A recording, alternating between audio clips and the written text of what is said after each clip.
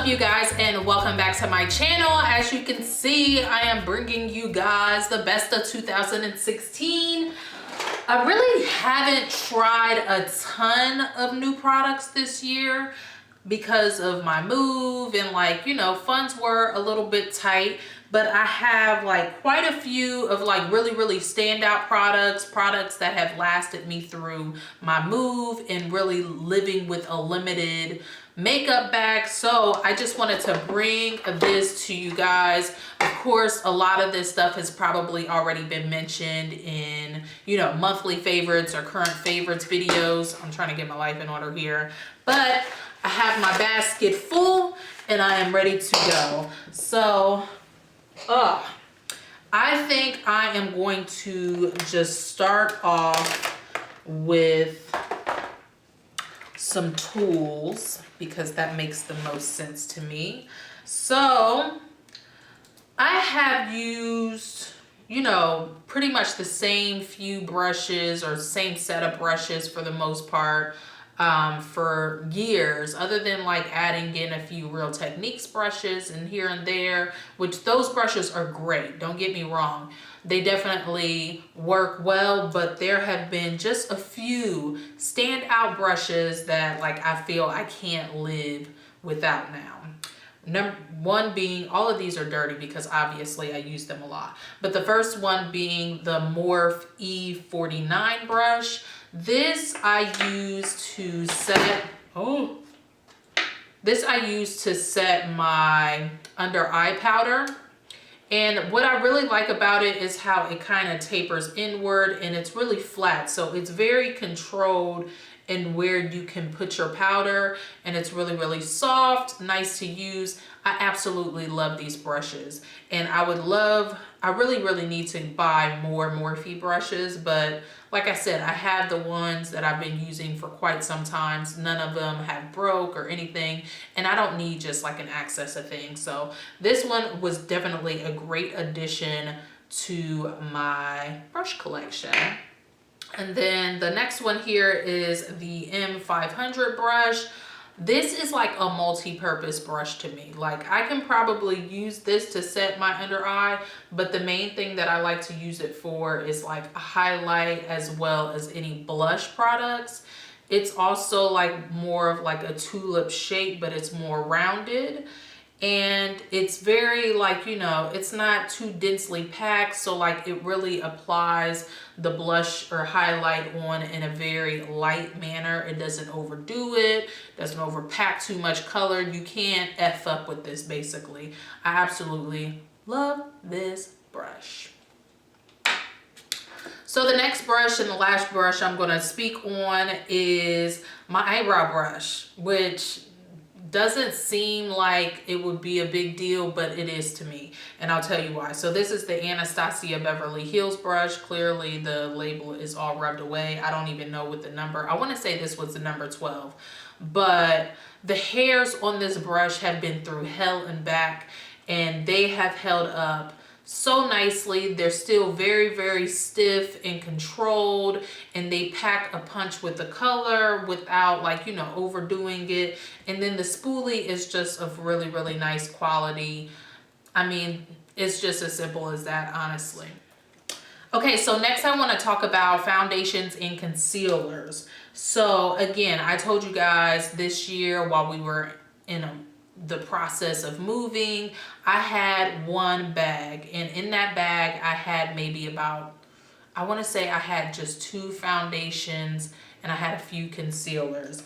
And these are the foundations and the concealers that were like my ride or die during that time. So on the days that I wanted to do more of like a light application, nothing too fancy, I use my NARS Velvet Matte Skin Tint a lot, and I am in the shade Cusco.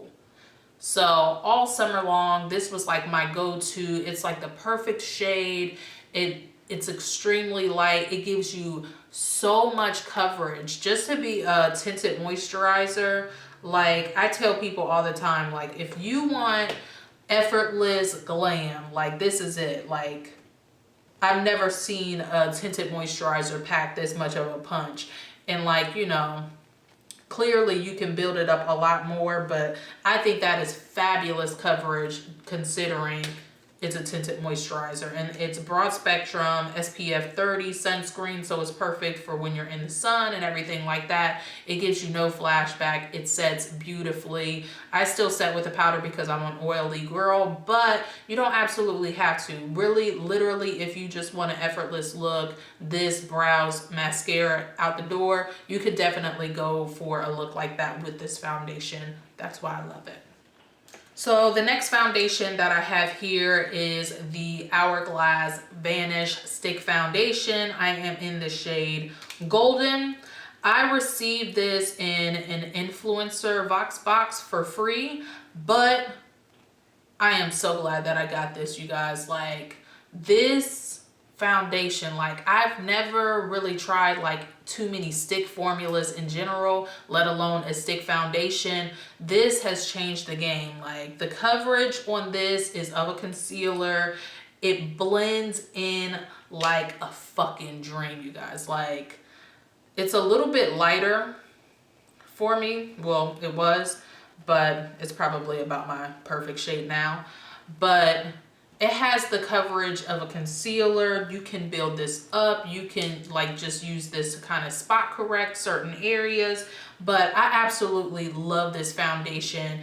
I can't even, like, you guys, I'll have to just put up a video because the way this foundation blends in, like, it blends in like butter, like literally no effort. And this has a brush that you can buy with it, but even without that brush, like, even if you were to use your fingers just to like stipple it in, it's gonna melt into your skin so beautifully, flawlessly. It sets nicely. It's more of a natural finish. It's not very matte, so I definitely still, you know, set it with a powder. But overall, this foundation has literally changed my mind on stick foundations, and it makes me want to try out more. But Hourglass is everything for that. And unfortunately, I don't have a drugstore foundation that I really used, I used to Fit Me a lot more so at the beginning of the year. So that's definitely an honorable mention. I love the finish of that. I love the color of that. They have a wide shade range for all skin tones. So that'll definitely be my honorable mention as far as drugstore. I just don't have one currently because I had to toss mine out because it went bad. So as far as concealers, I have 3 here. So on the days that I'm not really doing a whole lot, I want something that's really, really easy, I go for my Sephora Bright Future Gel Serum Concealer. And this is my second one that I've been through, so it shows you how much I use it. The first one that I had was in the shade Eclair. It was a little bit too light, so I ended up bumping up to Blondie, which is 10.5. But again, the coverage of this is perfect, and the finish is skin-like, so it blends in really, really nicely, even when you don't have a foundation on. If you just want to spot correct, it goes on beautifully, blends out nicely. Of course, you always set your concealer, so it's not going to be one that you put on and forget, but this has absolutely been one of my holy grails this year. All right, so earlier in the year, Maybelline came out with their Master Conceal Camouflaging Concealers. And this one is in the shade 30 Light Medium. This one is for the days that mama wants to be hella glam. It's a bit more on the thick consistency. I'll go on ahead and show you guys what it looks like, even though I have all of these other things going on.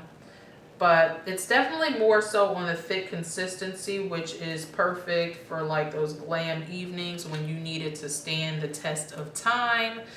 As you can tell, it's just like, you know, it's more thick.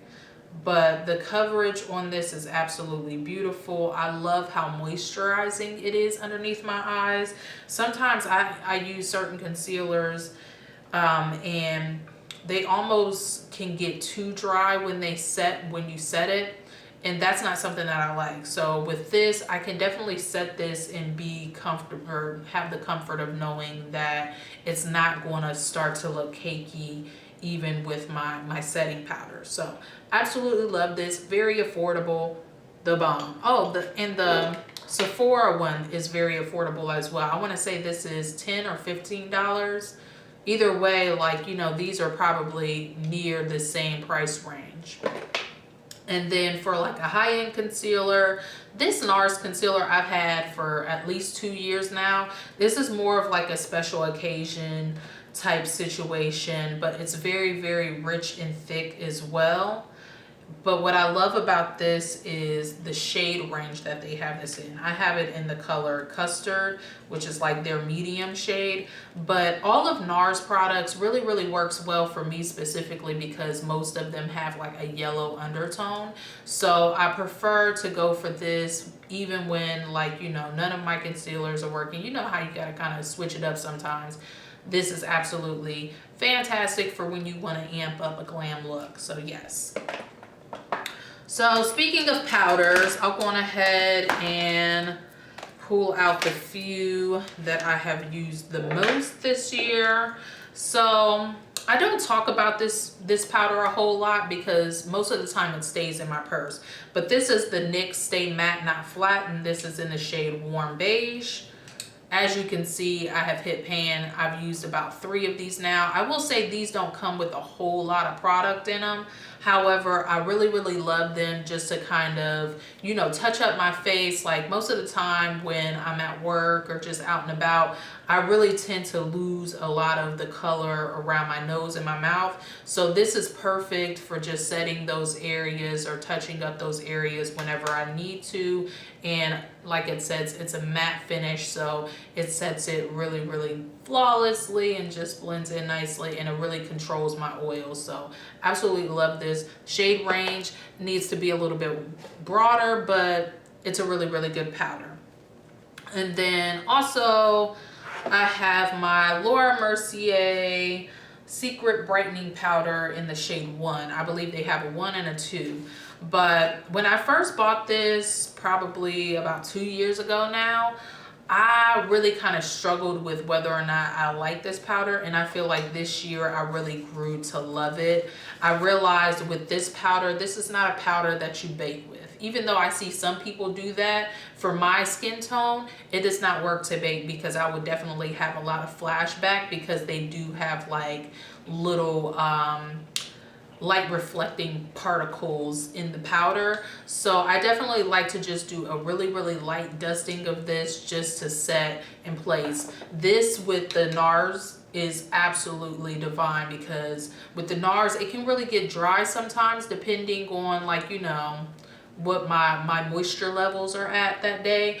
But with this powder, it sets it perfectly without looking too crickety crackety, if you get what I'm saying. And then the last powder that I have here is the RCMA No Color Powder. This should be no shock to nobody because everybody and their granny has raved about this ever since Kathleen Lights talked about it. It is just an awesome setting powder. I use this underneath my eyes on days that I know that I'm going to be taking a lot of photos or just wearing my makeup for a really, really long period of time. I will set my whole face with this, and both ways works absolutely fantastic, and I just love it. So yeah.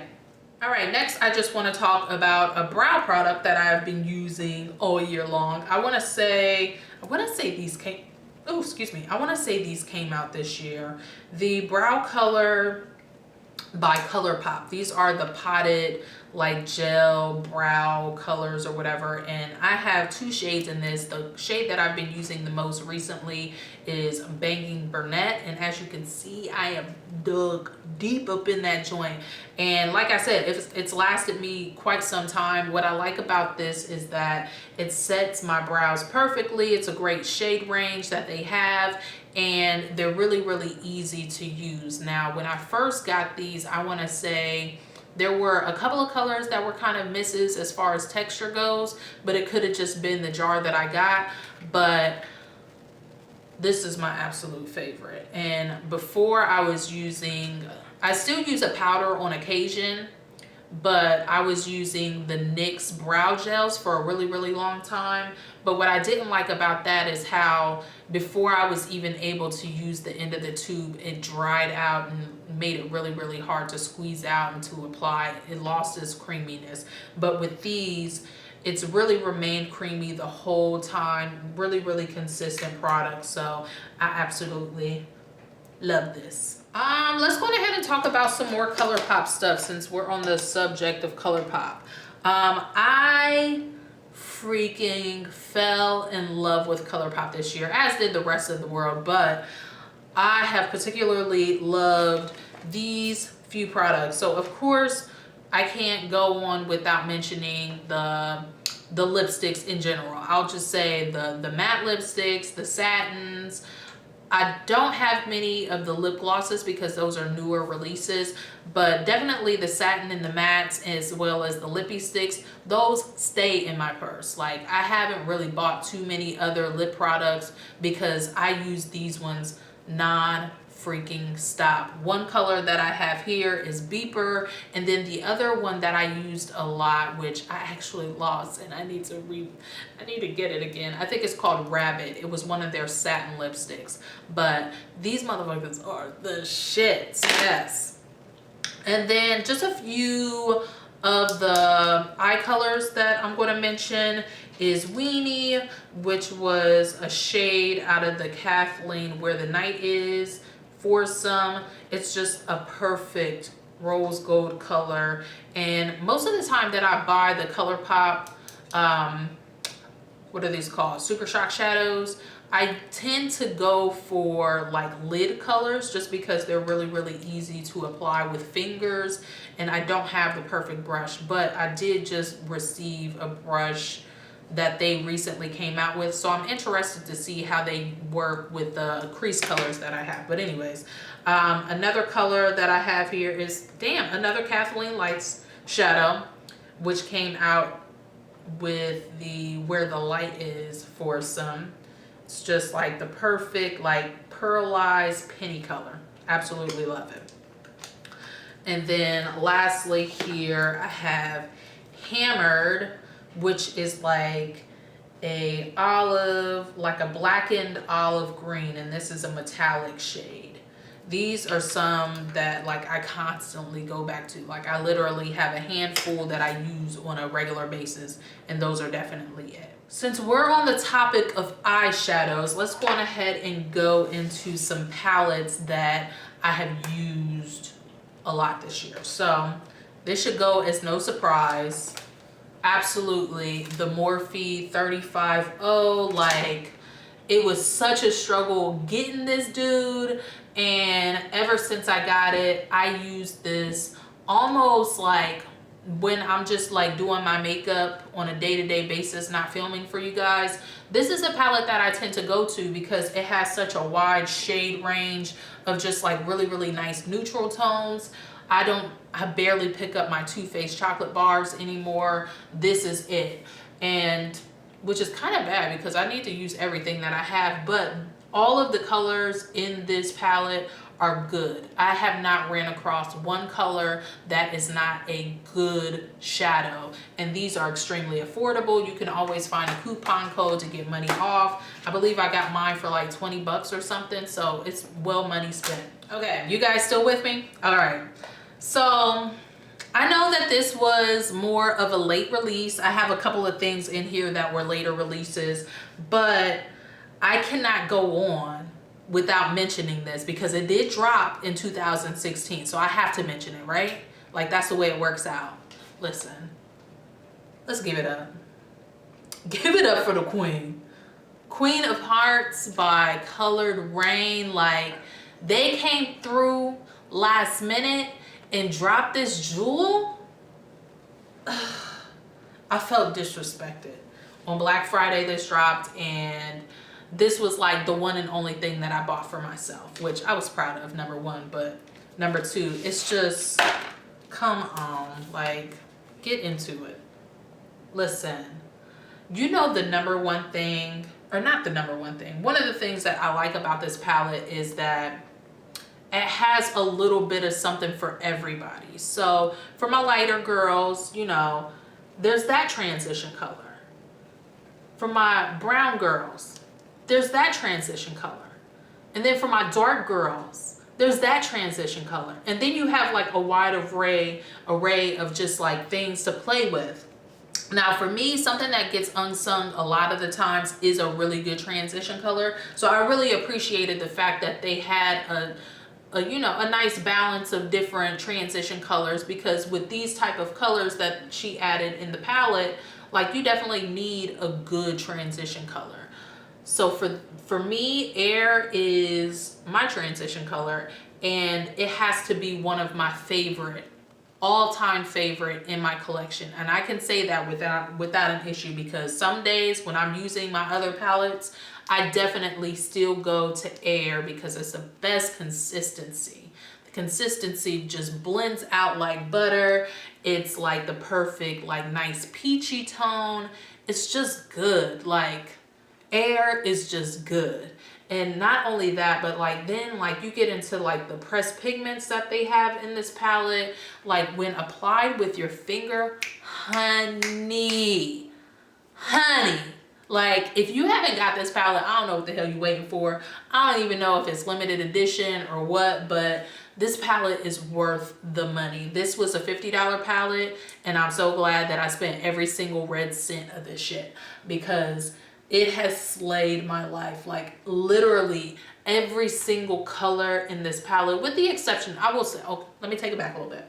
So Ladyship is, you know, a really, really specific type of shade. And I find every other color that I have that's similar to this, it is a bit more on the drier texture. So when you stick your finger in it, it feels dry. But when I apply it to the eye with a brush, it's perfectly fine. So I will go on ahead and mention that, because some people will be like, I don't know about Ladyship, it feels so dry. Okay, feeling ain't got nothing to do how it applies and performs, honey. So I just needed to mention that one. But this palette though, like, is just everything. Like, I'm sad that nobody informed me sooner at how much Colored Rain is slaying the game. Like, this is the only product that I have by them. And I could say, like, in 2017, your girl will be buying more of it. And not to mention, this is a Black-owned beauty brand. So you definitely have to support. And let's just give it up for the packaging, honey. Just give it up. Give it up. I want this. I'm going to make a chain out of this. Is that too much? Maybe. Okay, so moving forward, now that we have made it through that. Okay, so next thing I'm going to talk about are some blushes that I really enjoyed, as well as I'm going to tie in blushes and highlighters together. So first things first is this Milani Baked Powder Blush, which is in the shade, if I can pop it open, Rose d'Oro. This is like, when I can't think of anything else to use, this is what I go for, and it works well for my skin tone. I imagine it will be beautiful as like a darker berry type color for like lighter girls, and then for dark skin girls, nice little rose gold highlight, honey. Banging. Absolutely love this blush. Next up here, another late release, but we can't move forward in life without mentioning the Gold Bar that Wet n Wild dropped. And let's just all be honest for a moment. I will say for myself, Wet n Wild's limited edition collections were like a little bit on the weak side of 2016. That's just my opinion. I don't know. Maybe they dropped some jewels that I totally went over my head. I don't know. But when they came out with the holiday collection and this boy was up in there, honey, you know, I had to grab it up, and I was so proud of them to find out that this was everything plus more. Yes.